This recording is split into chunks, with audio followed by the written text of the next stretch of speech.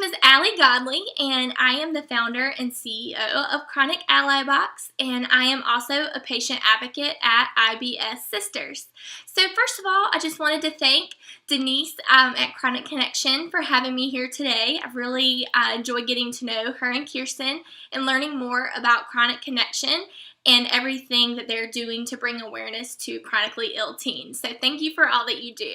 So I've been asked for the Ask a Spoonie question by Sarah. We can jump right in. So Sarah has asked me, how do I manage to run a business while being chronically ill? And Sarah, this is a great question. And the first thing that comes to my mind when I heard this question is a quote. I will, love quotes, so I'll be using a lot of those. So the first thing is, without my struggle, I wouldn't have found my strength.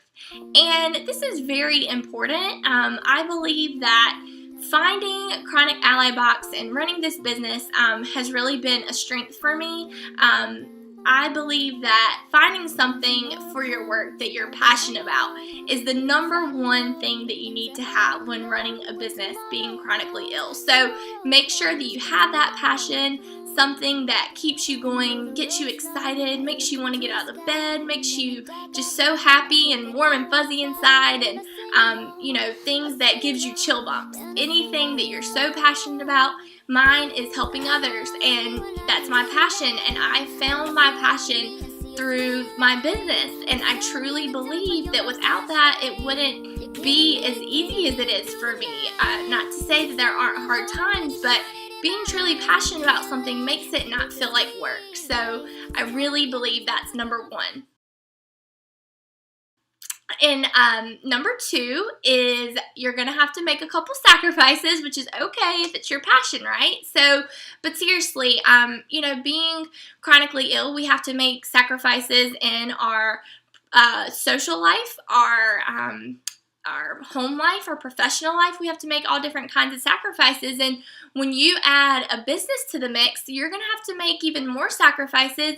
But if it's your passion, that'll be okay, right? But even little sacrifices, like I don't do my hair that often anymore, or I drank coffee today, and I'm not even supposed to drink coffee because I have irritable bowel syndrome, but I make that choice to be able to get my to-do list done. On some days when I have really busy days, I have to have a cup of coffee, and it really keeps me going. And just learning to know what sacrifices that you need to make will make a big difference. And so I think that along with sacrifices, that's not to go say that you shouldn't rest. So sacrificing your rest and not listening to your body, that's a totally different story. So when it comes to running your own business, you're going to have to listen to your body. There's going to be days where you really don't feel well, or you're literally too tired to work.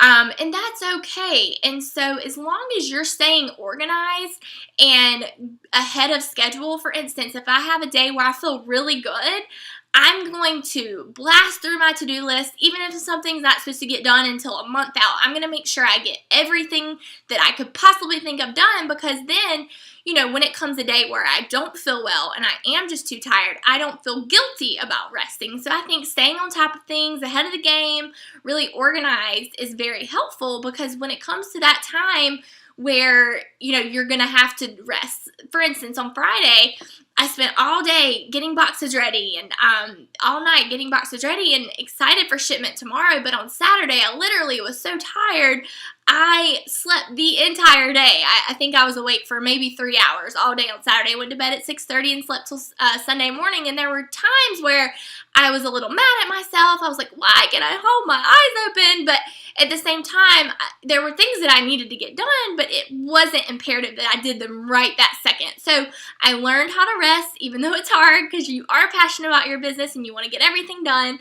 And so you just have to learn how to rest. And that brings me to the next thing is I really think that you need to make sure that if you're running a business while you're chronically ill, you also need to have self-care top of mind. So I haven't always been the best at self-care, but as I have been able to use the allies in ChronicAlly Box, perk of the job, I have learned that self-care really does make a difference in your health. I personally have had less IBS attacks since I've started ChronicAlly Box and started using the allies and, found my passion and used things that, pretty much forced me to relax. And, self-care is not selfish. That's a new mantra that I've learned. And you just have to, realize that if you can't take care of yourself, you can't take care of others. So you can't serve from an empty vessel. So make sure that you're resting and you're putting self-care top of mind, and you're really taking care of yourself to where you feel good,